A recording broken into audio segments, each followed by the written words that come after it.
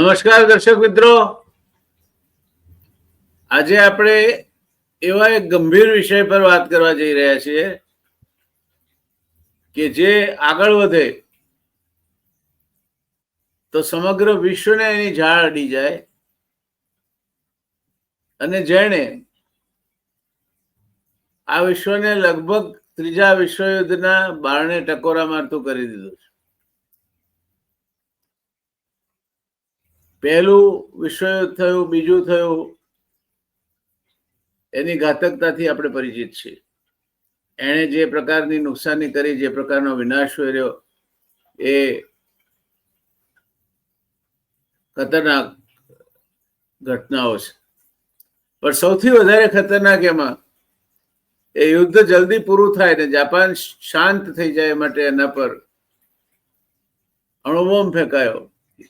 Hiroshima અને Nagasaki પર અણુબોમ્બ ઝીંકાયો, જેણે મોટી તબાહી વેરી અને ત્યારબાદ આ યુદ્ધમાં પલટો આવ્યો. જાપાને શરણાગતિ સ્વીકારી અને ધીરે ધીરે વિશ્વ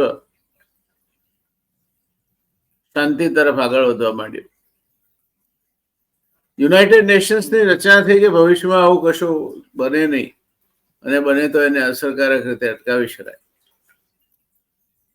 આ યુનાઇટેડ નેશન્સ પણ આજકાલ કરતા 75 વર્ષ કરતા વધારે ઉંમરનું થયું. દિવસે દિવસે એની જે વગ છે એ વગ સામે પ્રશ્નાર્થ ચિહ્નો ઉભા થતા જાય છે. એ પછી ગાઝા પટ્ટી ઉપર ઇઝરાયલનો નૃશંસ નરસંહાર હોય, અન્યત્ર થતા યુદ્ધો હોય, યુક્રેન રશિયાનો, કે હમણાં ઇઝરાયલ અને ઈરાન વચ્ચે જે વિનાશક સંહાર શરૂ થયો છે તે હોય. આજે દરેકના મનમાં એક પ્રશ્ન તો ઉભો થયો જ છે કે શું યુનાઇટેડ નેશન્સ નિષ્ફળ ગયું છે? શું યુનાઇટેડ નેશન્સ હવે દાંત અને નોર વગરનો વાઘ બની ગયું છે? શું ઇઝરાયલને કોઈ કહી શકે તેમ જ નથી, અથવા તો અમેરિકા જાણી જોઈને કહેતું નથી ને ઉશ્કેરણી કરે છે? અને અમેરિકા જો આની ઉશ્કેરણી કરતું હોય તો મોડા વેલા બીજા કયા કયા દેશો આ યુદ્ધમાં ખેંચાઈ આવે ને અમેરિકાની સ્થિતિ શું રહે? આમ તો ડોનાલ્ડ ટ્રમ્પે કહ્યું હતું કે અમે શાંતિ ઈચ્છીએ છીએ અને હું જગતમાં પણ બીજા યુદ્ધો ચાલતા હશે એ બંધ કરાવવા માટે મારી ભૂમિકા હશે. હું પ્રમુખ બનીશ એટલે તરત જ યુક્રેન અને રશિયાનું યુદ્ધ બંધ થઈ જશે, જે થયું નહીં. હમાસ ઇઝરાયલ વચ્ચે શાંતિ સ્થપાશે, જેમાં પણ ખાસ કંઈ બદલ થયો હોય તો દેખાતું નથી. અમેરિકા બહાર ક્યાંય લડવા જશે નહીં, વગેરે વગેરે. પણ બન્યું છે એવું કે ઇઝરાયલે જે હુમલાઓ કર્યા અને જે સ્થિતિ આજે છેલ્લા 4 દિવસમાં ઈરાન ઇઝરાયલ યુદ્ધને કારણે ઊભી થઈ છે, તેણે સમગ્ર વિશ્વને ચિંતિત કરી દીધું છે. કારણ કે કોઈને માનવા જ તૈયાર ના હોય, યુનાઇટેડ નેશન્સ કે એનો કોઈ અર્થ ના હોય, એની સિક્યોરિટી કાઉન્સિલ પણ બિલકુલ નિસહાય બનીને જોઈ રહે તે પ્રકારની પરિસ્થિતિ હોય, તો યુનાઇટેડ નેશન્સનો અર્થ રે ખરો, or it has outlived its utility, જે હોય તે. આજે આપણે ઇઝરાયલ અને ઈરાન યુદ્ધના સંદર્ભમાં પ્રોફેસર અમિતભાઈ ધોળકિયા સાથે ચર્ચાઓ કરવાના છે.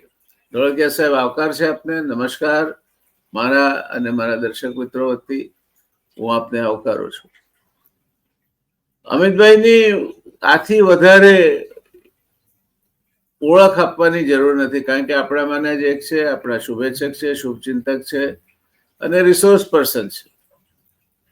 આ ચેનલે જે એક પ્રતિષ્ઠા પ્રાપ્ત કરી છે ક્વોલિટી પ્રોગ્રામ્સ રજૂ કરવાની, તટસ્થ અભિપ્રાયો રજૂ કરવાની, નિષ્ણાતોના અભિપ્રાયો રજૂ કરવાની, કોઈ પણ હા હો અને કાગારો નહીં કરવાની, ડિસન્સીના ધોરણો જાળવવાની.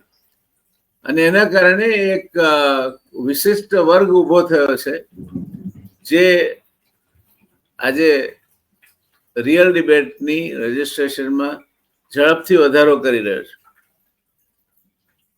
તો એના પાયામાં જે આપણા રિસોર્સ પર્સન છે એમની ખુદની ક્રેડિબિલિટી, ઇજ્જતાબરૂ અને કેપેબિલિટી, ક્ષમતા બંને પડેલા છે.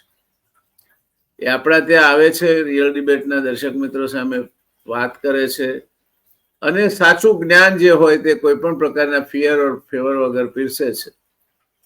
તે આપણી ચેનલને વધુ ને વધુ યશ અપાવતી બાબત બનતી જાય છે. એનો આપણને આનંદ છે.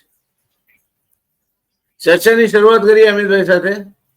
અમિતભાઈ, છેલ્લા કેટલાક દિવસથી, હજુ અઠવાડિયું પણ નહીં કહેવાય, જે ઈરાને વેઠ્યું અને ઇઝરાયેલે હુમલો કર્યો અને એ યુદ્ધ ધીરે ધીરે વકરતું ચાલ્યું છે. ટાર્ગેટેડ કિલિંગ થયા છે. તેના મિલિટરીના વડાને મારી નાખ્યા, ઇરાનિયન રોયલ ગાર્ડ્સ જે છે તેના વડાને મારી નાખ્યા, લશ્કરના કેટલાક ટોચના અધિકારીઓને મારી નાખ્યા, ત્રણ મોટા ઈરાનના ખ્યાતિ પ્રાપ્ત અણુ વૈજ્ઞાનિકોનો ખાત્મો બોલાવ્યો. અને હવે ઇઝરાયલ એના યુરેનિયમને વધુ સબળ બનાવવા માટે, યુરેનિયમ એનરિચમેન્ટ ફેસિલિટી જેને કહેવાય, તેના પર સતત હુમલાઓ કરી રહ્યું છે. એની સામે ઈરાન ક્યાંક પાછું પડ્યું છે. મહત્વની વાત તો એ છે કે ઇઝરાયલની તૈયારી અને એનું ગુપ્તચર ખાતાનું કામ એટલું પાકું રહ્યું હશે કે એને વીણીને જે અગત્યના માણસો કહેવાય એનો ખાત્મો બોલાવી દીધો છે. અને મિલિટરી અને અણુ વિજ્ઞાન બંનેમાં ટોચના માણસોને એલિમિનેટ કરી દીધા છે. ત્યારે પહેલો પ્રશ્ન એ છે અમિતભાઈ કે આ યુદ્ધમાં અત્યારે આજ સુધી ઇઝરાયલે અપર હેન્ડ, એટલે એનો હાથ ઉપર છે. અને એના કારણે ઈરાનનું આકાશ હવે ઇઝરાયલને રોકવા માટે અસમર્થ છે. ઇઝરાયલ ધારે ત્યારે ત્યાં જઈને બોમ્બમારો કરી શકે તેમ છે. ધારે ત્યારે જેને ઉડાડી દેવા એને ઉડાડી દે છે. પહેલા લશ્કરી ઠેકાણાઓને મિસાઇલ જ્યાં રાખતા હતા તેના પર હુમલો કર્યો, પછી રિફાઇનરી ઉપર હુમલો કર્યો. આજે રિફાઇનરી ઈરાનની પડકે બળતી હોય એવા દ્રશ્યો આપણે જોઈએ છીએ. ખુવારી પણ વધારે ઈરાનના પક્ષે થઈ છે. ઈરાને સામે વળતા હુમલામાં ઇઝરાયલમાં જરૂર નુકસાન કર્યું છે, પણ એ ઈરાનને થયેલા નુકસાનના પ્રમાણમાં એટલું બધું ગણનાપાત્ર નથી. ત્યારે આપની પ્રથમ દર્શી જેને કોમેન્ટ્સ કહેવાય, પહેલી ઇમ્પ્રેશન, આ સમગ્ર સંઘર્ષ જે ઉભો થયો એ બાબતે શું છે? નમસ્તે જયનારાયણભાઈ. નમસ્તે. આપે જેમ કહ્યું એ પ્રમાણે છેલ્લા 4 દિવસથી છે આમ યુદ્ધ જ કહી શકાય. ભલે એ ઔપચારિક રીતે ડિક્લેર થયેલું યુદ્ધ નથી, પણ જે લશ્કરી કોન્ફ્લિક્ટ ઈરાન અને ઇઝરાયલ વચ્ચે શરૂ થઈ છે એ જો રોકવામાં નહીં આવે સમયસર તો એ બહુ મોટી કોઈ પ્રાદેશિક કટોકટીમાં પરિણમે એવી પૂરી સંભાવના છે. ભારત અને પાકિસ્તાન વચ્ચે ઓપરેશન સિંદૂર મે મહિનામાં થયું અને આપણે જાણીએ છીએ કે બે ન્યુક્લિયર મહાસત્તાઓ વચ્ચે સેમી વોર ટાઈપની એક સિચ્યુએશન ઊભી થઈ. સદભાગ્યે થોડા દિવસોમાં જ કાં તો બંને દેશોની સમજથી કે ટ્રમ્પ તો આજે ગઈકાલે પણ એમને ક્લેમ કર્યું કે મેં જ આ સુલેહ કરાવી, જેણે કરાવી તેણે. પણ બંને દેશો વચ્ચે સુલેહ થઈ એટલે એક સ્ટેબિલિટી ફરી પાછી દક્ષિણ એશિયામાં આવી. પરંતુ મધ્ય એશિયા, મધ્ય પૂર્વ એશિયામાં આપણે જોયું કે છેલ્લા કેટલાય મહિનાઓથી, લગભગ 3 વર્ષથી આપણે એમ કહીએ તો, એક સતત ઉકળતા ચરુની સ્થિતિ છે. પહેલા ઇઝરાયલ અને પેલેસ્ટાઈનના જે હમાસ જૂથ છે એની વચ્ચે યુદ્ધ શરૂ થયું અને આજે પણ ચાલુ જ છે. એ કોઈ એક સીઝફાયર જેવું વચ્ચે થયું, પરંતુ એ ફરી પાછું શરૂ થઈ ગયું છે. પેરેલલ ઇઝરાયલ અને લેબેનોન વચ્ચે પણ, હિઝબોલા વચ્ચે લશ્કરી અથડામણો થઈ. સિરિયામાં સત્તા પલટો આવ્યો અને ગૃહ યુદ્ધ વધારે વકર્યું. યેમેનનું ગૃહ યુદ્ધ પણ અત્યંત હિંસક રીતે એ આકાર લઈ રહ્યું છે. અને એમાં હવે આ નવો ઉમેરો થયો કે ઈરાન અને ઇઝરાયલ વચ્ચે પણ ખૂબ આક્રમક એવા એક્સચેન્જીસ મિલિટરીલી થયા છે. આજે ચોથો દિવસ છે અને આજે પણ એવો કોઈ સંકેત નથી કે આ યુદ્ધની સ્થિતિ નિયંત્રણમાં આવશે. ટ્રમ્પે કહ્યું છે કે હું બંને દેશો વચ્ચે સંધિ કરાવવા માટે વાટાઘાટોની વ્યવસ્થા કરવા માટે તૈયાર છું. મારી ઘણી સફળતા છે યુદ્ધ કરનારા દેશો વચ્ચે સંધિ કરાવવામાં. પણ હજી સુધી મને નથી લાગતું કે ઇઝરાયલ કે ઈરાન બંને વાટાઘાટો માટે તૈયાર થયા હોય. અને આની સીધી અસર આપણે જોયું છે તેમ ક્રૂડ ઓઇલના ભાવ પર પડી છે. લગભગ 8 થી 10% જેટલો ક્રૂડ ઓઇલનો ભાવ છેલ્લા 4 થી 5 દિવસમાં વધી ગયો છે. અને વિશ્વને જે ચિંતા છે તે એ છે કે ઈરાન અને ઇઝરાયલ બંને પાસે અનઓફિશિયલી ન્યુક્લિયર કેપેબિલિટી છે. એ પ્રકારની કેપેબિલિટી છે કે થોડા પ્રયત્ન બાદ એ લોકો એને વેપન્સ ગ્રેડ કેપેબિલિટીમાં કન્વર્ટ કરી શકે. ઈરાન પાસે પણ લગભગ 60% એનરિચમેન્ટ થયેલું યુરેનિયમ છે. સેન્ટ્રીફ્યુઝિસ છે, વૈજ્ઞાનિક કેપેબિલિટી પણ છે. અને ધારે તો એને લશ્કરી સ્વરૂપ આપી શકે એમ છે. ઇઝરાયલ પાસે પણ એવું માનવામાં આવે છે કે ન્યુક્લિયર કેપેબિલિટી છે. અને ઇઝરાયલે મુખ્ય જે ટાર્ગેટ કર્યા છે છેલ્લા 4 દિવસમાં એ ઈરાનના ન્યુક્લિયર એસ્ટાબ્લિશમેન્ટ્સને ટાર્ગેટ કર્યા છે, ન્યુક્લિયર સાયન્ટિસ્ટને ટાર્ગેટ કર્યા છે, એ લશ્કરી અધિકારીઓને ટાર્ગેટ કર્યા છે કે જે ન્યુક્લિયર પ્રોગ્રામની સાથે સીધા કે આડકતરી રીતે જોડાયેલા હોય. સામે ઈરાને પણ વળતો હુમલો કર્યો છે અને ઈરાન દ્વારા પણ ઇઝરાયલને નુકસાન કરવામાં આવ્યું છે. ભલે એ નુકસાન ઈરાનમાં જે થયું છે એ નુકસાન કરતાં ઇઝરાયલનું નુકસાન ઓછું છે. પરંતુ પ્રશ્ન એ છે કે એસ્કેલેશનની પૂરી સંભાવનાઓ આ પરિસ્થિતિમાં પડેલી છે. અને જો પશ્ચિમ એશિયામાં યુદ્ધની સ્થિતિ વધારે વકરે, મેં જેમ કહ્યું તેમ બીજા સમાંતર યુદ્ધો તો ચાલી જ રહ્યા છે અને સાથે એમાં એક વધારાના યુદ્ધનો ઉમેરો થાય તો વિશ્વ માટે બહુ ગંભીર કટોકટી ઊભી થાય. એટલા માટે કે એનર્જી સિક્યોરિટીમાં એક બહુ મોટો પડકાર ઊભો થાય. સાથે સાથે વિશ્વ વ્યાપાર ઉપર પણ બહુ મોટો પડકાર ઊભો થાય.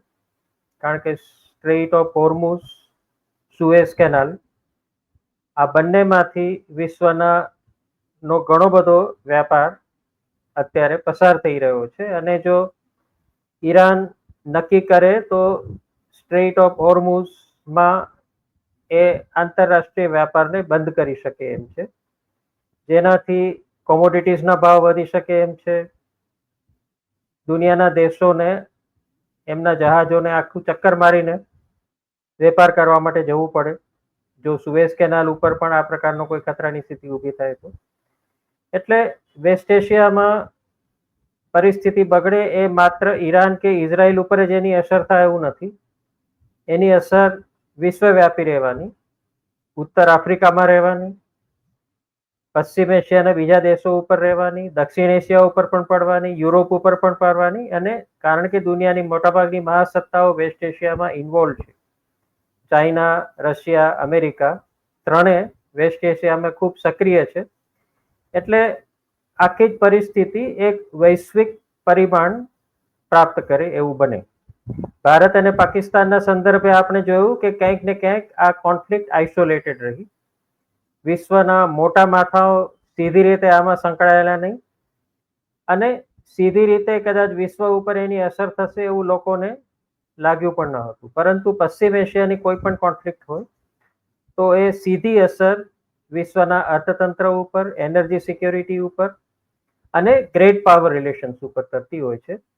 એટલે અત્યારની જે આ સ્થિતિ છે એ મારી દ્રષ્ટિએ ગંભીર છે, અને કદાચ ડિપ્લોમેટિક એફર્ટ જો સફળ નહીં થાય તો લાંબા ગાળાની એક કોન્ફ્લિક્ટમાં પરિણમે એવું બની શકે.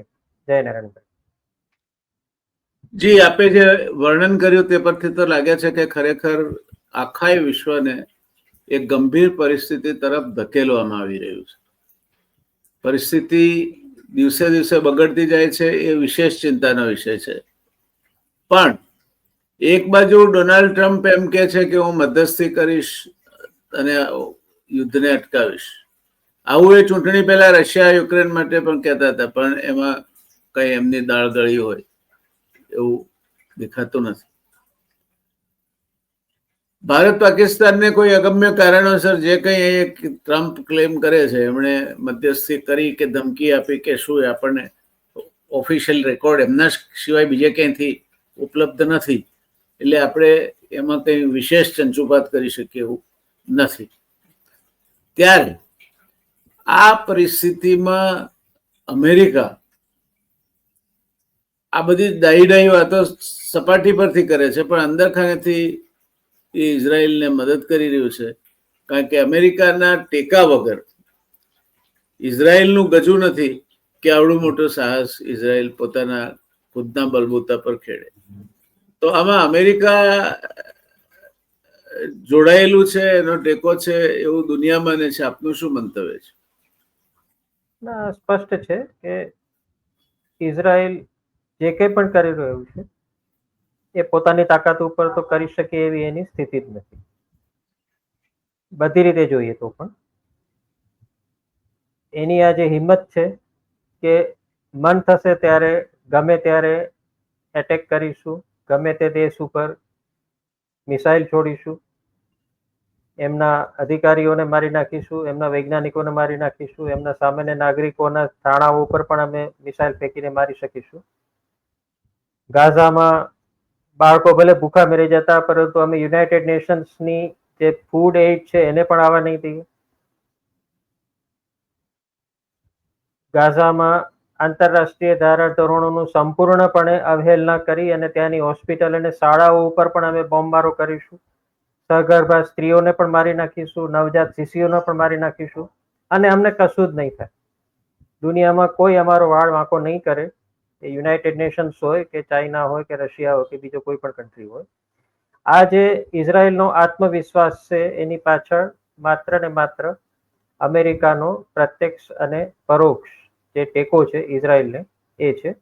અને હાલમાં જ આપણે જોયું કે કઈ રીતે ટ્રમ્પે અમેરિકાની યુનિવર્સિટીઓ સાથે પણ એક યુદ્ધની સ્થિતિ ઊભી કરી દીધી છે એની સરકારને, કે જ્યાં જ્યાં પણ પેલેસ્ટાઇનની ફેવરમાં કોઈ પણ વિદ્યાર્થી કે શિક્ષક અભિપ્રાય આપી રહ્યો છે કે જે પણ યુનિવર્સિટીઓમાં ઇઝરાયલના એક્શનને ક્રિટિસાઇઝ કરવામાં આવી રહ્યા છે, ત્યાં ટ્રમ્પ સરકાર દ્વારા સ્ટ્રિક્ટ એક્શન લેવામાં આવી રહ્યા છે.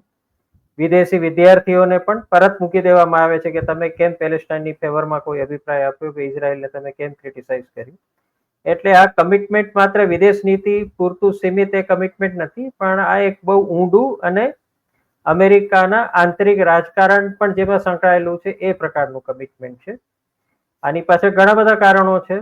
અમેરિકામાં જ્યુઇશ લોબી જે ફંડ્સ વિવિધ રાજકીય પક્ષોને આપી રહી છે. અને આ કમિટમેન્ટ બાયપાર્ટીઝન છે. એમાં એવું માનવાની જરૂરત નથી કે રિપબ્લિકન પાર્ટી દ્વારા જ આ કમિટમેન્ટ આપવામાં આવ્યું છે. અગાઉના ડેમોક્રેટિક રેઝિમ્સે પણ ઇઝરાયલને આટલો ટેકો આપેલો છે. એટલે ફંડિંગ એક કારણ છે. ઐતિહાસિક રીતે અમેરિકા અને ઇંગ્લેન્ડ જ ભેગા થઈને ઇઝરાયલને જન્મ આપ્યો છે. તો એના માતા પિતા જ કહી શકાય. એમની એ જવાબદારી પણ છે કે પોતાના બાળકને સાચવે, કારણ કે આ કૃત્રિમ રીતે પેદા થયેલું બાળક છે ઇઝરાયલ. એ કોઈ નેચરલ સ્ટેટ નથી. અને માત્ર ને માત્ર આ બે દેશોના લાંબા ગાળાના સ્ટ્રેટેજિક ડિઝાઇનને ધ્યાનમાં રાખીને એમણે આ બાળકને જન્મ આપ્યો 1948માં. એટલે અમેરિકાનો ટેકો લશ્કરી ટેકો તો છે જ, આર્થિક ટેકો છે, ઇન્ટેલિજન્સ એજન્સીસ પણ એકબીજાની સાથે સંકળાઈને માહિતીની આપ-લે કરે છે. અને ગઈકાલે જે ટ્રમ્પે ધમકી આપી ઈરાનને કે અમે તમને ખતમ કરી નાખીશું જો તમે અમારા કોઈ પણ લશ્કરી થાણા ઉપર એટેક કર્યો હતો. આ ધમકી આમ જોવા જઈએ તો ઇઝરાયલ વતી હતી એવું પણ આપણે કહી શકીએ કે જોવા જેવી થશે અને કદાચ તમારો નેસ્ત નાબૂદ કરી નાખીશું તમને. તો અમેરિકા દ્વારા જે આ સપોર્ટ આપવામાં આવી રહ્યો છે ઇઝરાયલને, એ જ એક કારણ છે કે ઇઝરાયલ આજે રોગ સ્ટેટ હોવા છતાં પણ કોઈ પણ પ્રકારના આંતરરાષ્ટ્રીય કાયદા, ધારાધોરણો, યુનાઇટેડ નેશન્સ, નોર્મ્સ કશું જ ઇઝરાયલને લાગુ નથી પડતું. નેતાન્યાહુને બધું જ કરવાની છૂટ છે. એની પાછળ અમેરિકાની આ ગંદી રાત રમત આપણે કહીએ મધ્ય પૂર્વ એશિયામાં, અને એના પોતાના જ માત્ર પોતાના સ્વાર્થને ધ્યાનમાં રાખીને એની જે વિદેશ નીતિ રહી છે મધ્ય પૂર્વ એશિયામાં, અને બીજી વિદેશ નીતિનો એનો પાયો રહ્યો છે કે લોકોને ખરીદી લેવાનું. સાઉદી અરેબિયામાં પૈસા ફેંકો અને એમને ખરીદી લો, યુએઈમાં પૈસા ફેંકો અને ખરીદી લો. ઈરાન એક જ આજે એવો દેશ છે મધ્ય પૂર્વ એશિયામાં કે જે અમેરિકાના દબાણમાં એ તાબે નથી થયો. બાકી અમેરિકાની ઈચ્છા એવી છે કે દુનિયાના તમામ દેશો અને મધ્ય પૂર્વ એશિયાના તમામ દેશો એને તાબે થઈ જાય, એને સરેન્ડર કરે અને અમેરિકા જે કે એ પ્રમાણે કરતા રહે. ઈરાન એક જ છે કે જેમાં એ અત્યારે આડકીલી રૂપ છે. સાઉદી અરેબિયા અડધું પડધું લેવાઈ ગયું છે, યુએઈ અડધું પડધું લેવાઈ ગયું છે, જોર્ડન લેવાઈ ગયું છે. બધા દેશો થોડા ઘણા અમેરિકન ઇન્ફ્લુઅન્સને કારણે ઇઝરાયલનો વિરોધ કરવાનો એમણે છોડી દીધો છે. બલકે યુએઈએ તો ઇઝરાયલ સાથે સમજૂતી પણ કરી લીધી છે. સાઉદી અરેબિયાએ પણ ઘણી ખાનગી મીટિંગ્સ ઇઝરાયલના નેતાઓ સાથે કરી ચૂક્યું છે, એ અમેરિકાના દબાણને કારણે. ઈરાન એક જ એવું રાષ્ટ્ર છે મધ્ય પૂર્વ એશિયામાં કે જે અમેરિકાના દબાણ હેઠળ આવ્યું નથી અને ઇઝરાયલને પરેશાન કરવા માટેની એ ઓપનલી એણે પોતાની નેમ પ્રગટ કરી છે. તો ઇઝરાયલને બચાવવા માટે પણ અમેરિકાએ ઈરાનને દબાવવું અને બને તો ઈરાનની અત્યારની સરકારને હટાવી દેવી, એ એની વિદેશ નીતિનો અત્યારનો ધ્યેય છે. અને ઈરાન કેટલો લાંબો સમય મચક આપી શકશે અમેરિકા અને ઇઝરાયલની આ ધરી છે એની સામે, એ શંકાનો વિષય છે. કારણ કે ભલે રશિયાએ કહ્યું છે કે અમે ઈરાનને ખુલ્લું સમર્થન આપીશું, ચાઇના પણ કદાચ પબ્લિકલી નહીં તો પાછળથી ઈરાનને ટકાવી રાખવા માટે મદદ કરે, પરંતુ રશિયા પોતે પણ અત્યારે પોતાના યુદ્ધમાં ખેદાન મેદાન થઈ ગયું છે, આર્થિક રીતે પાયમાલ થઈ ગયું છે. એટલે ઈરાનને જીવતું રાખવા માટે કેટલી મદદ કરી શકશે એ ખબર નથી. અને ઈરાન જો સાવ એકલું અટુલું પડી જાય, અને અત્યારે પણ આપણે કહ્યું એ પ્રમાણે એની સ્થિતિ ઘણી નબળી થઈ ગઈ છે ઇઝરાયલની સામે. તો અને ઇઝરાયલે પણ કહ્યું છે કે અમારો હેતુ તો આ જ છે કે ત્યાંની સરકારને અમે બદલી નાખીએ અને પ્રો અમેરિકન ગવર્મેન્ટને ઇન્સ્ટોલ કરવી.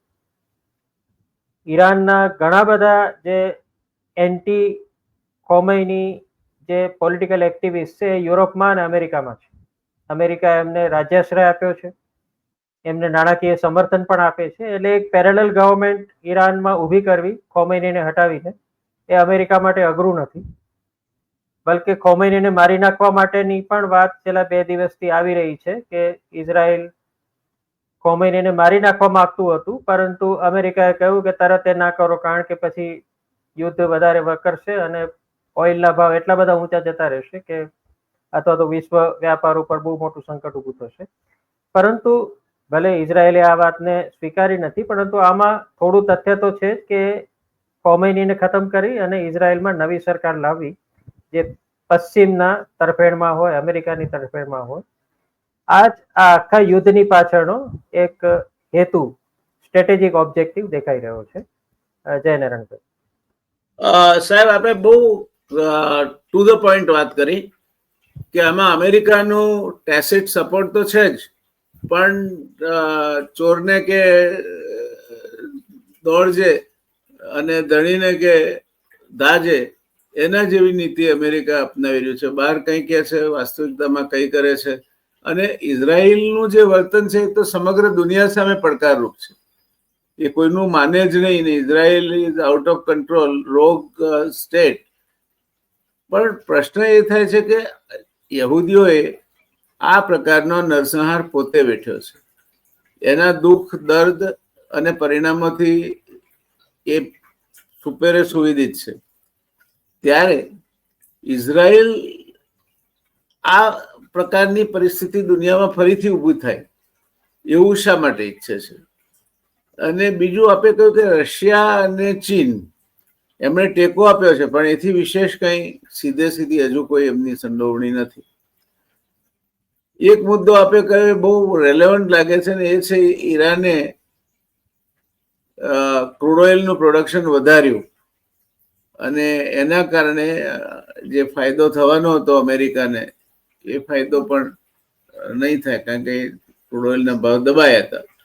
એ પણ એક કારણ હોઈ શકે. એક બાજુ અમેરિકા અણુ એસ્ટાબ્લિશમેન્ટ છે જે ઈરાનના, એને કઈ રીતે ઓડિટ કરવા, કાબુમાં રાખવા, અંગેની શરતો શું, આ તે એ નેગોશિએશન કરે છે. અને બીજી બાજુ ઇઝરાયલને યુદ્ધ કરવા ઉશ્કેરે છે, સાધન સામગ્રી પૂરી પાડે છે. ધારો કે આ યુદ્ધ ફેલાય તો અમેરિકા એનાથી અલિપ્ત રહી શકશે? કારણ કે હજુ અમેરિકાએ પોતાના ઘર આંગણે યુદ્ધ જોયું નથી. એક પર્લ હાર્બર પર હુમલો થયો એને બાદ કરીએ આપણે, તો અમેરિકામાં મેઇનલેન્ડ પર કોઈ યુદ્ધના ઓળા ઉતર્યા હોય અને નુકસાની વેઠી હોય એવું એને જોયું નથી. પણ આજના જમાનામાં જે ટેકનોલોજી વિકસી છે, હવે એ ઈરાનની રેન્જ બહાર નથી કે હૌથી જેવા જે જૂથો છે એ પણ ક્યારે એના ઉપર શું નાખી આવે તેનું કઈ ઠેકાણું નથી. આ પરિસ્થિતિમાં એવું નથી લાગતું આપને કે અમેરિકાએ ઇઝરાયલને આ રીતે છુપી કે ટેસિટ મદદ કરીને, એનો ઉપરાણું લઈને પોતાના માટે પોતાના પગ પર પણ કુવાડો મારવાનો પ્રયત્ન કર્યો છે? કારણ કે ટ્રમ્પે જે એગ્રેસિવ ડિપોર્ટેશન નીતિ અપનાવી તેના કારણે અમેરિકા ધીરે ધીરે ગૃહ મોરચે અશાંતિમાં સંડોવાતો જાય છે. લગભગ 14 થી 15 જેટલા રાજ્યોમાં હુલ્લડો થયા છે, તોફાનો થયા છે અને તોફાનો હિંસક બન્યા છે કે યુએસ મરીન્સને કે નેશનલ ગાર્ડ્સને મૂકવા પડે તે પ્રકારની પરિસ્થિતિ છે.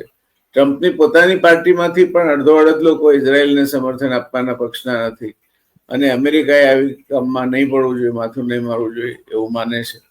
તો આ બધાનું પરિણામ ટ્રમ્પ પર કશું આવશે કે ટ્રમ્પ એની માફક જ જેમ મધમસ્ત ચાલ્યો જાય છે ને રસ્તામાં જે આવે તે હાથી કચડી નાખે એ પ્રકારની પરિસ્થિતિ, એ પ્રકારની મેન્ટાલિટીમાં જીવી રહ્યો છે?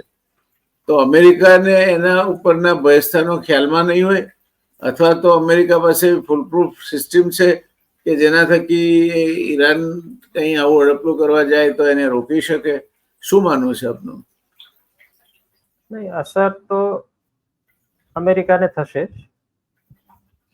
આર્થિક અસર થશે, લશ્કરી અસર એટલી નહીં થાય, કારણ કે આપણે જાણીએ છીએ કે એક તો એનું જીઓગ્રાફિકલ લોકેશન બહુ દૂર છે વેસ્ટ એશિયાથી, એટલે સીધી રીતે કોઈ જ લશ્કરી અસર અમેરિકાને થાય નહીં. અને બીજું, પાવર એસિમેટ્રી એટલી મોટી છે ઈરાન અને અમેરિકાની વચ્ચે કે ઈરાનનું કોઈ એ રીતની ક્ષમતા નથી કે અમેરિકાને સીધી અસર કરી શકે, પરંતુ આર્થિક અસરો બહુ મોટી થવાની, એટલા માટે કે વિશ્વ વ્યાપારમાં સૌથી મોટો હિસ્સો અમેરિકાનો છે અને વિશ્વ વ્યાપાર આ red sea, strait of Hormuz, Suez canal આ વિસ્તારોમાંથી જ એ પસાર થાય છે, ખાસ તો યુરોપ અને અમેરિકા સુધી જવા માટે. અને એમાં એક બહુ મોટો ફટકો પડી શકે જો લશ્કરી તણાવ વધે તો. બીજું, ક્રૂડ ઓઇલના ભાવ એ અમેરિકાની ઇકોનોમીને સીધી રીતે અસર કરે, એટલે આ બે સીધી અસર થશે. અને ત્રીજું, જે અરબ વિશ્વ છે એમાં પણ અમેરિકાને માટે લોકોમાં પહેલા જેટલી લાગણી નથી રહી.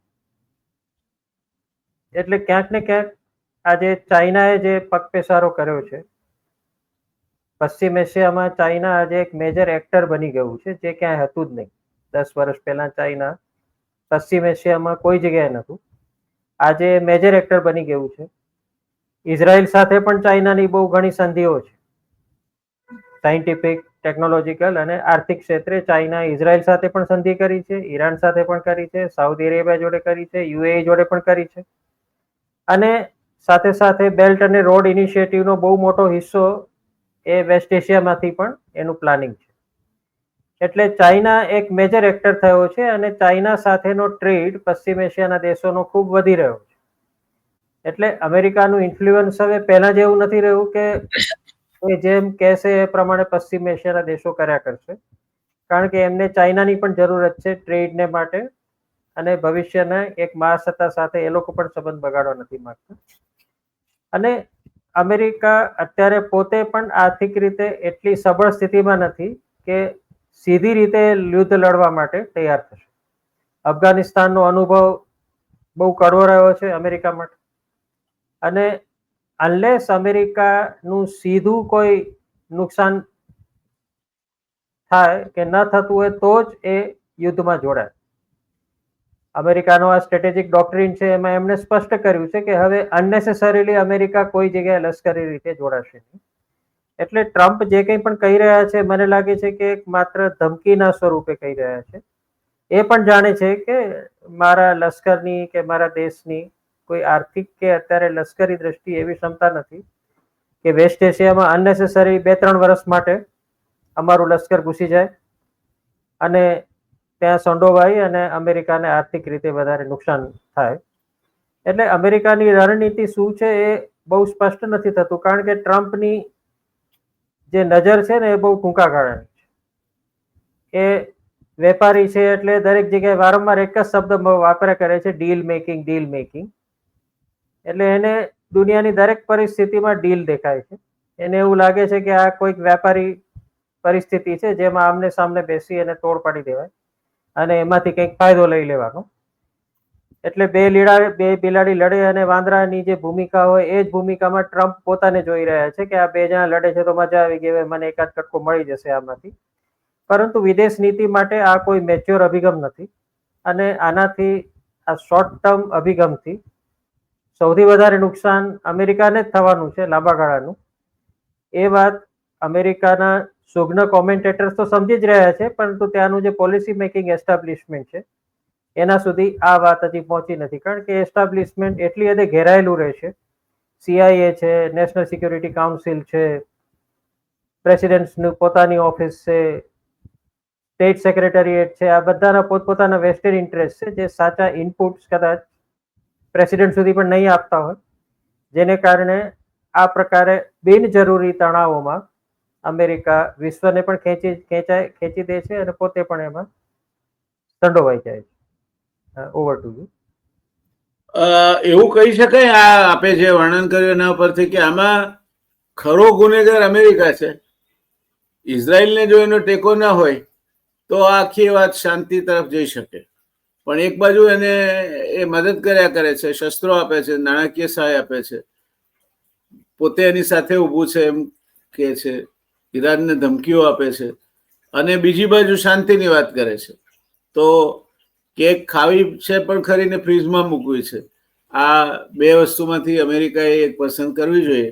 જે મને લાગે છે કે ટ્રમ્પનું ફોકસ અત્યારે એમાંની એક પણ વસ્તુ પર નથી, કારણ કે ઘર આંગણે પણ અમેરિકાની જે અર્થવ્યવસ્થા છે સંકોચાઈ રહી છે. It is contracting.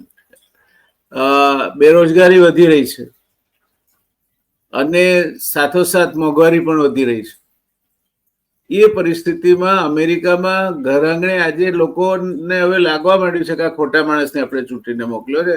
એના જે સપોર્ટર છે, ઇવન માગાવાળા, એ લોકો પણ એમ કે છે કે આ ટ્રમ્પના વર્તનથી અમે નારાજ છે. તો અમેરિકામાં આ બહાર પંચાયત કરવા જાય ટ્રમ્પ, એમાં અમેરિકામાં અંદર અંદર આંતરિક યુદ્ધ જેવી પરિસ્થિતિ ઊભી થાય એવું આપ માનો છો? આંતરિક યુદ્ધની કદાચ સ્થિતિ અમેરિકાની અંદર ઊભી થાય એવી સંભાવનાઓ પણ ઓછી છે, પરંતુ પ્રોટેસ્ટ જેને કહીએ, એક રેડિકલ પ્રોટેસ્ટનો માહોલ તો બનશે જ, કારણ કે ખાસ તો ઇમિગ્રન્ટ્સ માટે એની જે ભૂમિકા રહી છે, અને અમેરિકામાં એટલી મોટી સંખ્યામાં ઇમિગ્રન્ટ્સ અને એમના સિમ્પેથાઇઝર્સ પણ છે. સાથે સાથે જે રીતે ડેમોક્રેટિક પાર્ટીના પોલિટિશિયનની હમણાં પણ જે 2 દિવસ પહેલા હત્યા કરવામાં આવી સેનેટરની, આ બધી પણ અમેરિકા માટે ખૂબ આવીને ગંભીર પરિસ્થિતિનું સૂચન કરે છે. એટલે અમેરિકા, આપે કહ્યું એ સાચો શબ્દ, ખરો ગુનેગાર તો અમેરિકા છે. આ બધા જે લડ કરે છે એમને લડાવનાર અમેરિકા છે, જે પાછળથી બધું જ સંચાલન કરવાની. અને એમાં માત્ર ટ્રમ્પને દોષ નથી આપતો. આ છેલ્લા 40-50 વર્ષથી આ પરિસ્થિતિ ચાલી રહી છે. શરૂઆતમાં ઇંગ્લેન્ડ સંકળાયેલું રહ્યું, બલકે આ ઇઝરાયલનું સર્જન જ એક બહુ મોટી ભૂલ હતી, કારણ કે તમે આવી રીતે કૃત્રિમ રીતે રાષ્ટ્ર ઊભું ના કરી શકો. કોઈ એક સદીઓથી જ્યાં કોઈ પ્રજા વસી રહી છે, એ પ્રજાને બહાર કાઢીને કૃત્રિમ રીતે જ્યુસને આખી દુનિયામાંથી ભેગા કરીને ત્યાં એક નવું રાજ્ય ઊભું કરવું, એ મૂળભૂત રીતે જ ભૂલ ભરેલું હતું. પરંતુ એ સમયે બ્રિટન અને અમેરિકાને લાગ્યું કે લાંબા ગાળાના એમના હિતો માટે, કોલ્ડ વોરમાં અને લાંબા ગાળાના એમના સ્ટ્રેટેજિક હિતોને ધ્યાનમાં રાખીને આ કરવા જેવું છે. એટલે આ એક એવી ઇરરેકન્સિલિયેબલ સિચ્યુએશન છે કે જેમાંથી કોઈ બહાર નીકળી શકે એવું નથી. આરબ દેશો માટે પણ ઇઝરાયલની સાથે મૈત્રી ખુલ્લમખુલ્લી કેળવવી અઘરી છે, અને દુશ્મની કરી શકે એમ નથી, એટલા માટે કે અમેરિકા ઇઝરાયલની પડખે ઊભું રહ્યું છે, અને ઇંગ્લેન્ડ પણ ઊભું રહ્યું છે. ઇંગ્લેન્ડે પણ ગઈકાલે કહ્યું છે કે અમે પણ અમારા વિમાનો તૈયાર કરી દીધા છે, જરૂર પડશે તો ઇઝરાયલની ફેવરમાં અમે પણ કૂદી પડીશું, કારણ કે એમના પણ બહુ મોટા બેઝિસ આ વિસ્તારોમાં આવેલા છે, બ્રિટનના, અમેરિકાના, બંનેના. એટલે ખરો ગુનેગાર આપે કહ્યું એ પ્રમાણે અમેરિકા જ છે, કારણ કે માત્ર ને માત્ર પોતાના હિતને ધ્યાનમાં રાખીને આટલા બધા દેશોમાં તમે જંજાળ કરાવી નાખો, આટલા બધા દેશોમાં તમે આગ ફેલાવી નાખો, એ ખોટું છે. હવે અમેરિકા ઘૂસ્યું છે એટલે સ્વાભાવિક છે કે શીત યુદ્ધ દરમિયાન સોવિયત યુનિયન પણ ઘૂસ્યું, કારણ કે એના માટે જરૂરત બની ગઈ. અને સોવિયત યુનિયનને એટલી સફળતા ના મળી. ઈરાકમાં સદામ હુસેન એના સમર્થક રહ્યા, સિરિયામાં રહ્યા હાફિઝ સઈદ, પણ અન્ય જગ્યાએ રશિયાને એટલો પગ મૂકવાની જગ્યા નથી મળી. ઈરાન, આ એક નવું રાજ્ય આવ્યું 1979 ના રિવોલ્યુશન પછી, કે જ્યાં રશિયાને લાગ્યું કે એક એન્ટી અમેરિકન સ્પેસ ત્યાં ઊભી થઈ છે. એટલે આ આખું જે રીજન છે એ અનફોર્ચ્યુનેટલી મહાસત્તાઓના રાજકારણને કારણે એનો ભોગ બન્યું છે.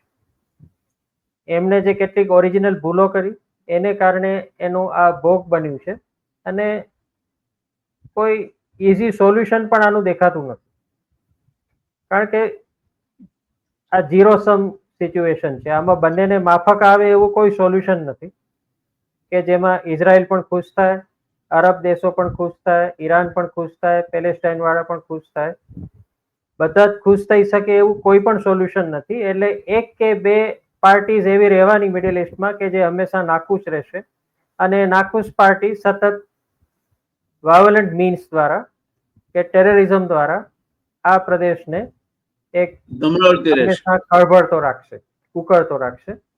અને સૌથી મોટો ભોગ આમાં ત્યાંના સામાન્ય નાગરિકો બને છે, કે જેમને આ મહાસત્તાના રાજકારણ જોડે કંઈ લેવા દેવા નથી, પરંતુ આ નિર્દોષ માણસો મરી રહ્યા છે હજારોની સંખ્યામાં. સિરિયાના ગૃહ યુદ્ધમાં લાખો મર્યા છે. યેમેનના ગૃહ યુદ્ધમાં આજે પણ લાખો મરી રહ્યા છે. હમાસ, હેઝબોલા અને ઇઝરાયલ વચ્ચેના યુદ્ધમાં લાખોની સંખ્યામાં પેલેસ્ટાઇનના નિર્દોષ નાગરિકો હણાઈ રહ્યા છે. ઈરાનમાં પણ નિર્દોષ નાગરિકો મરી રહ્યા છે. અને કોઈ સોલ્યુશન વિશ્વની વ્યવસ્થા પાસે આનું નથી. નથી યુનાઇટેડ નેશન્સ પાસે આનું કોઈ સોલ્યુશન, નથી મહાસત્તાઓ પાસે આનું કોઈ સોલ્યુશન. અને આ એક ખૂબ કરુણ પરિસ્થિતિ છે કે આ તો આમ જ રહેવાનું છે. આપણે એવા કન્ક્લુઝન ઉપર પહોંચીએ અને આ કન્ક્લુઝન સાચું છે કે આ તો આમ જ રહેવાનું છે, આમાં કોઈ હવે સોલ્યુશન જેવું છે નહીં. ટેમ્પરરી તમે થીગડું લગાડી દેશો તો 5 દિવસની શાંતિ રહેશે, પાછું ફરીવાર આ શરૂ થઈ જશે. તો આ એક બહુ મોટો જેને કહીએ ને કે વિશ્વને માટે કટોકટી ભરેલી આ એક સમસ્યા છે કે જેનું અત્યારે તો કોઈ સોલ્યુશન કે સમાધાન દેખાતું નથી. એના મૂળ જે વિલન કઈ આખી પરિસ્થિતિનો એ અમેરિકા અને સેકન્ડરીલી આપણે કહીએ તો યુકે છે. એમાં કોઈ વિવાદ નથી કે જેમણે ઐતિહાસિક રીતે આ પરિસ્થિતિ ઊભી કરી અને એમાંથી હવે આપણે બહાર નથી નીકળી શકતા. Yes sir. અમેરિકા, યુકે આ બધા દેશો ખુલ્લેઆમ ઇઝરાયલને ટેકો આપે છે. રશિયા, ચીન, ઉત્તર કોરિયા એમણે એની તરફેણમાં વાત કરી છે, પણ ઈરાનને ખુલીને મદદ કરતા હોય એવું દેખાતું નથી. તો એવું બને કે આ યુદ્ધ એટલું લંબાઈ જાય કે પેલા લોકોને એમના પોતાના હિતો ખાતર પણ ક્યાંક ને ક્યાંક આ યુદ્ધમાં ઈરાનની તરફે જોડાવવું પડે, એવી શક્યતાઓ કેટલી ગણો છો? યુદ્ધ બહુ લાંબુ ચાલે એવી સંભાવના હું જોતો નથી, એટલા માટે કે ઇઝરાયલ પણ મલ્ટિપલ ફ્રન્ટ પર લડી રહ્યું છે અને ઈરાનની પણ પોતાની દ્રષ્ટિએ એટલી ક્ષમતા નથી કે લાંબુ એ ખેંચી શકે.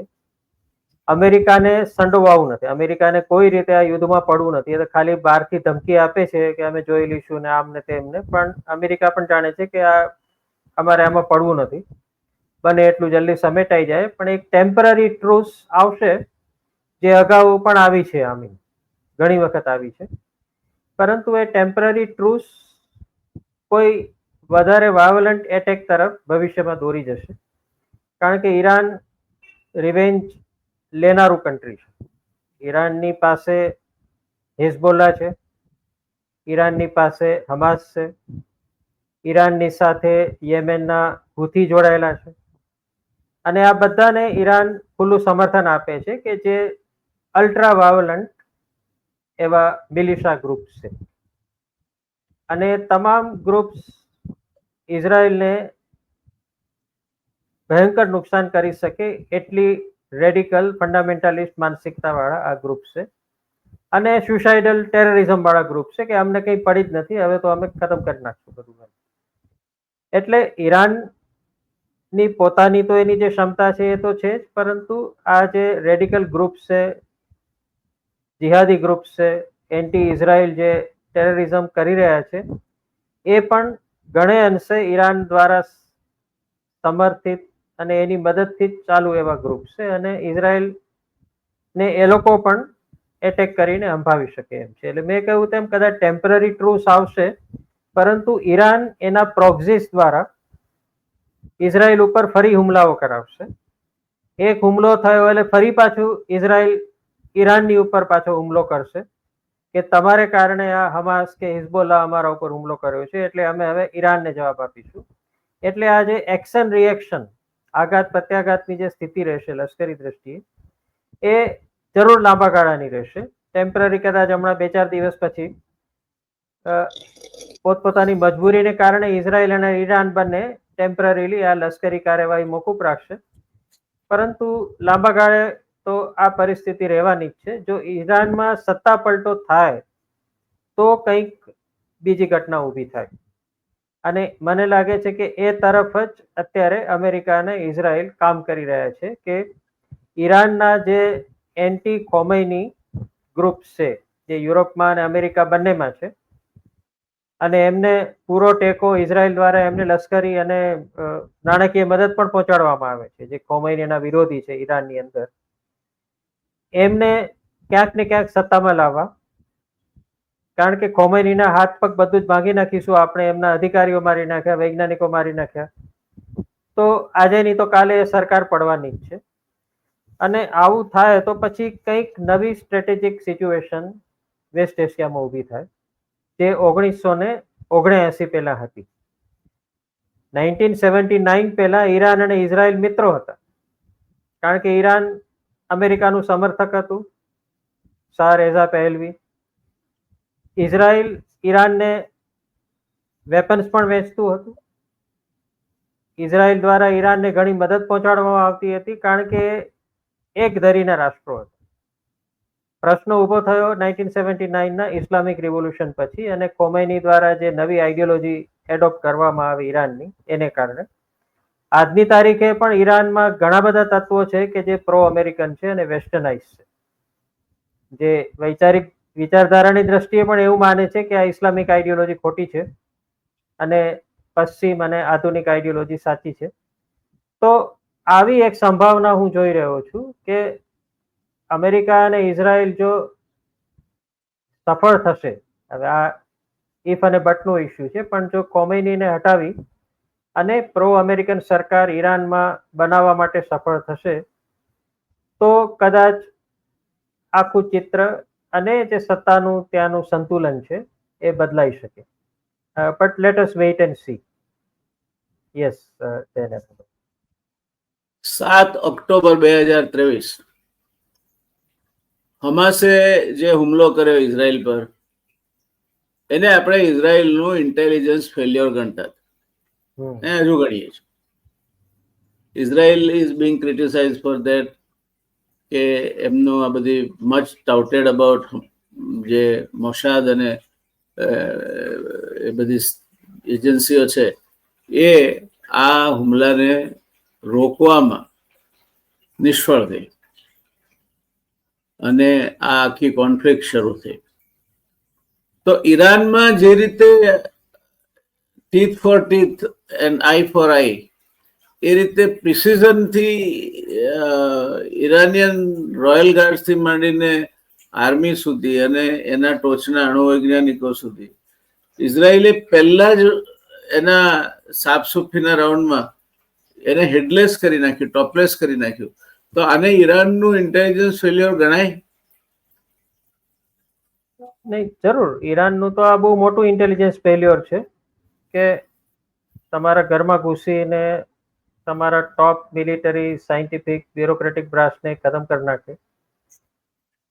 તો કેટલી હદે આ સિસ્ટમ તૂટી ગઈ હશે, કારણ કે ઘરમાં ઘૂસીને મારે છે બધાને અને પ્રિસિઝનથી મારે.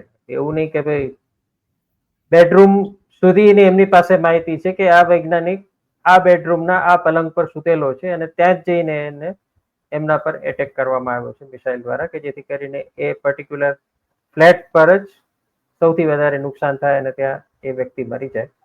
એટલે ઇઝરાયલની તો આમાં માસ્ટરી છે જ.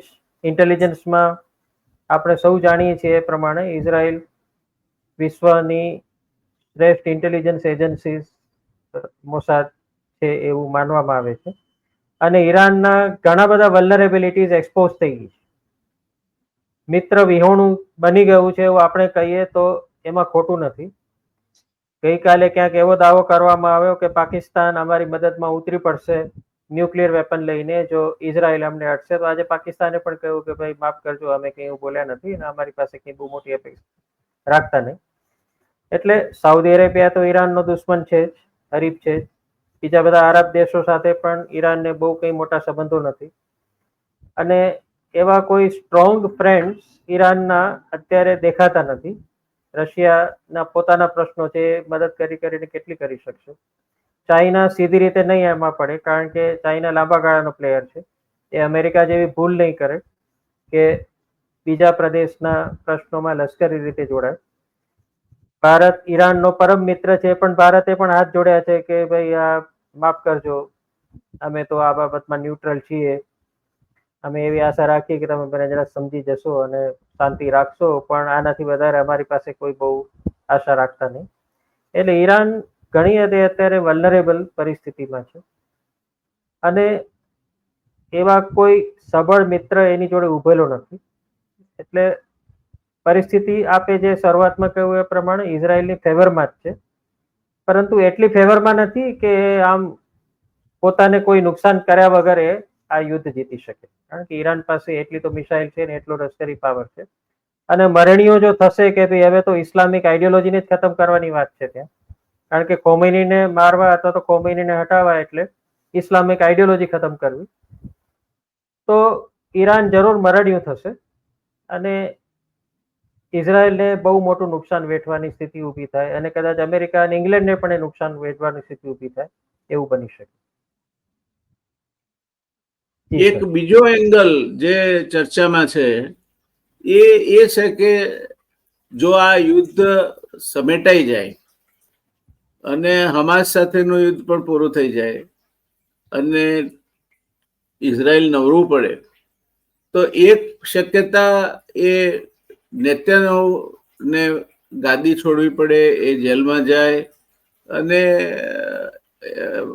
મુશ્કેલીઓમાં ફસાય. કદાચ એના કારણે પણ એ આ પ્રકારના યુદ્ધો લંબાવી રાખે અથવા નવા નવા મોરચા ખોલે રાખે, એવું બનવાની શક્યતાઓ આપ જુઓ છો?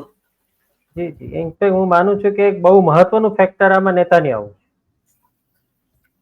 આપ જાણો છો એ પ્રમાણે ચૂંટણીમાં પણ એ બહુમતીથી ચૂંટાયેલા નહોતા, પરંતુ આ પ્રકારની પરિસ્થિતિ ઊભી કરીને નેતાન્યાહુ પોતાની સત્તાને ત્યાં જેટલી બને એટલી લાંબા ગાળા સુધી ચાલુ રાખવા માટે એ આ પ્રયાસો કરી રહ્યા છે. એટલે ઇઝરાયલનું આંતરિક જે રાજકારણ છે એ પણ આ પરિસ્થિતિ માટે જવાબદાર છે, કારણ કે you need to create external threats, external challenges to justify your unlawful and unconstitutional regime. અને નેતાન્યાહુ એ જ કરી રહ્યા છે કે સતત એક કટોકટીની સ્થિતિ ચાલુ રાખો, જેથી કરીને એમને સત્તા ઉપરથી હટવા માટેની કોઈ સંભાવના ઊભી ના થાય. એ એટલા પોપ્યુલર નથી જેટલા ભારતના લોકોને લાગે છે. નેતાન્યાહુ કદાચ ભારતમાં વધારે પોપ્યુલર છે, ઇઝરાયલમાં એટલા પોપ્યુલર નથી, કારણ કે ભારતના લોકોને એવું લાગે છે કે આપણો આદર્શ તો નેતાન્યાહુ, નેતા હોવો જોઈએ તો આવો જ હોવો જોઈએ, જો મુસલમાનોના કેવા દાંત ખાટા કરી નાખ્યા.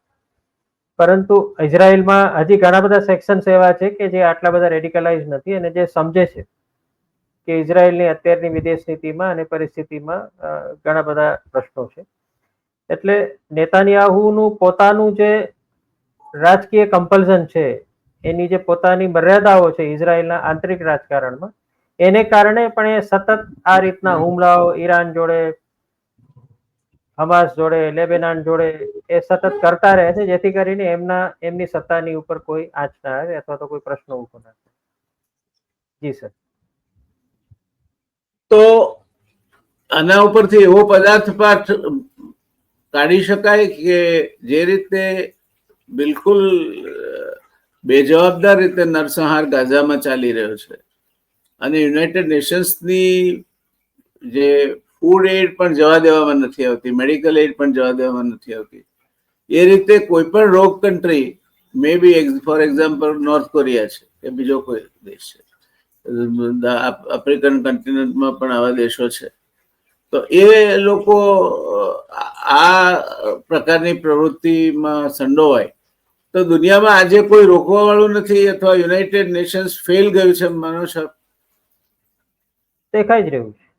એ માત્ર રિઝોલ્યુશન પાસ કરવા સિવાય બીજી કોઈ અસરકારક એ એક્શન લઈ જ નથી શકતું અને એના પાસ કરેલા રિઝોલ્યુશન્સનું કોઈ પાલન પણ નથી થતું. રિઝોલ્યુશન પાસ થઈ ગયા પછી શું એનું પાલન જો ના થતું, એ રિઝોલ્યુશનનો કોઈ મતલબ નથી. એટલે વિશ્વમાં અત્યારે એવું કોઈ સંગઠન નથી રહ્યું, એવી કોઈ વ્યવસ્થા પણ નથી રહી કે જે આ પ્રકારના અનલોફુલ એક્શન્સને રોકી શકે કે એને પનિશ કરી શકે. અને માઇટ ઇઝ રાઇટની જ આ દુનિયા ફરી પાછી બની રહી છે, કારણ કે એવું લાગતું હતું બીજા વિશ્વયુદ્ધ પછી કે ધીરે ધીરે નીતિ નિયમો આધારિત વિશ્વ રાજકારણ વિકસી રહ્યું છે, પરંતુ છેલ્લા 10-15 વર્ષથી આપણે જોઈ રહ્યા છે કે એ વાત ખરેખર સાચી નથી, એ આપણી ભ્રમણા હતી. માઇટ ઇઝ રાઇટનો જ આ જમાનો છે. જેને જે કરવું તે કરી લો, જો તમારી પાસે તાકાત હોય તો. અને એ લાંબા ગાળે બહુ મોટી એનાર્કી કે ઇવન વિશ્વયુદ્ધ જેવી સ્થિતિ પણ ઊભી કરી શકે, કારણ કે what we need is a regulated world, not this kind of an anarchical world. અને છેલ્લે ભલે ભારત આજનો વિષય નથી આપણી ચર્ચાનો, પરંતુ એક અનફોર્ચ્યુનેટ બાબત એ રહી કે ભારતે ગાઝા પરનું જે યુનાઇટેડ નેશન્સનું રિઝોલ્યુશન છે એમાં આપણે એબસ્ટેન રહ્યા. એટલી હદે આપણે આપણો આદર્શ છોડી દીધો છે કે કંઈક ખોટું થઈ રહ્યું છે બોલવાની પણ આપણી આજે હિંમત નથી કે ભાઈ ઇઝરાયલ દ્વારા જે થઈ રહ્યું છે ખોટું થઈ રહ્યું છે. બાળકો અને મહિલાઓ અને નિર્દોષ માણસો સુધી ખોરાક અને દવાઓ પહોંચવી જોઈએ. આટલી સીધી વાતના સમર્થનમાં પણ આપણે ઊભા રહેવા માટે તૈયાર નથી. એ ક્યારે ભારતની વિદેશ નીતિમાં આટલી હદે આપણે સો કોલ્ડ પ્રેગ્મેટિક નથી રહ્યા કે ભાઈ અમારું શું, એ લોકોનો પ્રશ્ન છે, આપણે શું. અને આવું જ જો રહેશે તો ક્યારેક દુનિયા પણ એવું કહેશે કે અમારે શું, એ તો તમારો પ્રશ્ન છે, તમે ભોગવો છો. તો ભાઈ એ તો આપણે પાકિસ્તાન સાથેની જે કોન્ફ્લિક્ટ થઈ તે વખતે જોઈ લીધું, ખુલીને કોઈ દેશ ભારતના સપોર્ટમાં બહાર આવ્યો નથી જે મહત્વનો હોય તેવો. એટલે માનવ અધિકારોના જે પ્રશ્ન છે પેલેસ્ટાઇનના, એના સમર્થનમાં આપણે હંમેશા ઊભા જ રહેલા છીએ. હમણાં છેલ્લા 6 મહિનાથી જોઈ રહ્યા છીએ કે એ પણ આપણે બોલવાનું છોડી દીધું છે. કોઈ જગ્યાએ આપણે સ્ટેન્ડ નથી લેતા અને આપણે એને બહુ સરસ રૂપાળું નામ આપ્યું છે સ્ટ્રેટેજિક ઓટોનોમી. સ્ટ્રેટેજિક ઓટોનોમી નથી, એ નોન કમિટેડ આપણો અપ્રોચ છે કે અમે કંઈ કહેશું જ નહીં, જેને જે થવું હોય તો દુનિયામાં જે થવું હોય તો થાય. હવે જે દેશ મહાસત્તા બનવા માંગતો હોય, જે દેશનું વિશ્વમાં પોતે કંઈક મારું નામ થાય એવી ઈચ્છા ધરાવતો હોય, એ દેશ માટે આ સ્ટ્રેટેજિક એમ્બિગ્યુઇટી એ યોગ્ય નીતિ નથી. તમારે વિશ્વમાં સ્ટેન્ડ લેવું જોઈએ. તમે એવું ના કહી શકો કે હું મહાસત્તા પણ થવા માંગુ છું અને હું કંઈ બોલીશ પણ નહીં અને કંઈ કરીશ પણ નહીં. આ તો પરસ્પરની એક વિરોધાભાસી સ્થિતિ છે. એટલે માનવ અધિકારોના જ્યાં સંપૂર્ણપણે ઉલ્લંઘન થઈ રહ્યું છે, નિર્દોષ માણસો પર ગોળી વરસાવવામાં આવી રહી છે, જે બિચારા જે બાળકો ફૂડ લેવા માટે ગયા એમને ગોળીબાર કરીને મારી નાખવામાં આવ્યા, ત્યાં પણ આપણે મૌન સાધીને બેસી રહીએ કે ભાઈ એ તો હવે એવું જ છે, શું કરીએ અમે લોકો, અમારે કંઈ કહેવું નથી. તો આ પણ એક બહુ મોટી ગંભીર સ્થિતિ ઊભી થઈ રહી છે કે માનવ અધિકારોના પ્રશ્નો, સામાન્ય માણસો ઉપર જે હિંસા અને ત્રાસ કરવામાં આવી રહ્યો છે ઇઝરાયલ દ્વારા, એના પ્રશ્નો વિશે પણ કોઈ બોલવા વાળું આજે નથી રહ્યું. અમેરિકામાં વિરોધ થઈ રહ્યો છે, અમેરિકાની યુનિવર્સિટીઓમાં આનો તો વિરોધ થયો. ત્યાં લોકો બહાર નીકળી ગયા કે ભાઈ બહુ થઈ ગયું, હવે અમેરિકા, અમે લોકો આને સપોર્ટ નથી આપતા. ભલે અમારો પ્રેસિડેન્ટ એને સપોર્ટ આપતો, અમે લોકો નથી આપતા. યુરોપના ઘણા બધા દેશોમાં લોકો ગાઝાના નિર્દોષ માણસોની ફેવરમાં બહાર નીકળ્યા છે. તો માનવ અધિકારના પ્રશ્નો એવા છે કે જ્યાં દરેક દેશે દુનિયામાં બોલવું જ જોઈએ. અને આ જ અત્યારે સૌથી ગંભીર કટોકટી થઈ રહી છે કે મોટાભાગના દેશો અધિકૃત રીતે આ વિશે કંઈ બોલવા માટે તૈયાર નથી અને એને કારણે ઇઝરાયલ વધારે બોલ્ડ થઈને આ જ પ્રકારના ઉલ્લંઘનો કરવા માટે વધારે પ્રેરાય છે. યસ, જયનગરભાઈ. દર્શક મિત્રો, આ ઇસ્યુ હજુ ચાલશે. આપણે પ્રોફેસર અમિતભાઈના આશાવાદને સમર્થન આપીએ છીએ કે 4-6 દિવસમાં ટેમ્પરરી આમાં કંઈક વિરામ આવે અને સ્વસ્થ અને શાંત ચિત્તે બંને દેશો વિચારે અને વિચારીને કંઈક કોઈ સમાધાન પર આવે. પણ જે પ્રકારની પરિસ્થિતિ છે, બળિયાના બે ભાગ, આજે વિશ્વમાં એવી કોઈ સંસ્થા નથી રહી જે હેતુ માટે યુનાઇટેડ નેશન્સનું સર્જન કરવામાં આવ્યું હતું. તે હેતુ માત્ર રિઝોલ્યુશન પૂરતો મર્યાદિત રહી ગયો છે. એટલે કાગળ પર વાઘ દોર્યો હોય એના જેવી સ્થિતિ છે યુનાઇટેડ નેશન્સ. બીજી બાજુ ભારત માનવ અધિકારના કિસ્સામાં પણ રિઝોલ્યુશન ગાઝાનું આવે ત્યાં હજારો લોકો મોતને ઘાટ ઉતારી દેવામાં આવે અને બાકીના લોકો જે છે એ ભૂખમરીથી મોતને ઘાટ ઉતરે એ પ્રકારની પરિસ્થિતિ હોય અને એ જ યહૂદીઓ કરી રહ્યા હોય જેમને જર્મનીમાં વેઠ્યું છે, છતાં કોઈ દેશ એ બાબતમાં ચૂપ રહે તો ભારત વિશ્વગુરુ કે વિશ્વ નેતા બનશે કઈ રીતે? જો તમે આ બધી બાબતો ઉપર ચૂપ રહેશો અને તમે તમારું મેં મેરી સંભાળતા કરીને બેસી રહેશો તો કાશ્મીર પાકિસ્તાન સાથેની જે અથડામણ થઈ અને એમાં જે પ્રકારની પરિસ્થિતિનું નિર્માણ થયું, કોઈ દેશ તમારી સાથે નહીં ઉભો રહે કે સંભાળો ફોડો તમે તમારો. એ અમિતભાઈની વાતમાં ખૂબ મોટો તર્ક છે અને એ તથ્યહીન નથી. આવનાર સમયની મોટામાં મોટી ચિંતા જો વિશ્વ માટે હોય તો એ છે કે વિશ્વ પાસે ઘાતક, વધુ ને વધુ પ્રમાણમાં ઘાતક એવા હથિયારો વધતા જાય છે અને એક કરતા વધારે બેજવાબદાર દેશો પાસે અથવા એમના હાથમાં આવા હથિયારો એક કે બીજી રીતે મુકાતા થયા છે. ત્યારે ઈરાન અને ઇઝરાયલનું યુદ્ધ માત્ર એના પૂરતું મર્યાદિત દ્રષ્ટિકોણથી જોવાની જરૂર નથી. સમગ્ર વિશ્વના પરિપ્રેક્ષમાં જે ગાઝામાં થઈ રહ્યું છે, જે રશિયા અને એની રશિયન મિલિટરી અથવા રશિયાના હુમલાઓ સામે યુક્રેન સામે થઈ રહ્યું છે, યુક્રેન જે રીતે વળતા હુમલાઓ કરી રહ્યું છે, એ કલ્પના કરીને આગળ વધી આપણે તો ધ્રુજાવી દે તેવી ઘટનાઓ છે. અને વિશ્વ ક્યાં સુધી ત્રીજા વિશ્વયુદ્ધથી અલિપ્ત રહી શકશે આજની તારીખમાં કલ્પના કરવી દુષ્કર છે. પણ જો ત્રીજું વિશ્વયુદ્ધ થાય તો એની કલ્પના કરવી તો ભયાવહ છે. એ સ્થિતિએ આપણે આવીને ઊભા છે. ત્યારે માનવાધિકારના મુદ્દા ઉપર તો કમસે કમ આપણા દેશે ખુંખારીને બોલવું જોઈએ. દુનિયાનો સૌથી વધુ વસ્તી ધરાવતો દેશ અને કઈ નબળો દેશ નથી. ચોથા નંબર કે પાંચમા નંબરની અર્થવ્યવસ્થા છે, એની આપણે ચિંતામાં ન પડીએ તો પણ ભારત બોલશે જ નહીં તો એને બોર વેચાશે કઈ રીતે? નેતૃત્વ કરવું હોય તો ખોંખારીને તમારે બોલવું પડે છે, ક્યારેક કડવા પણ થવું પડે છે કોઈને.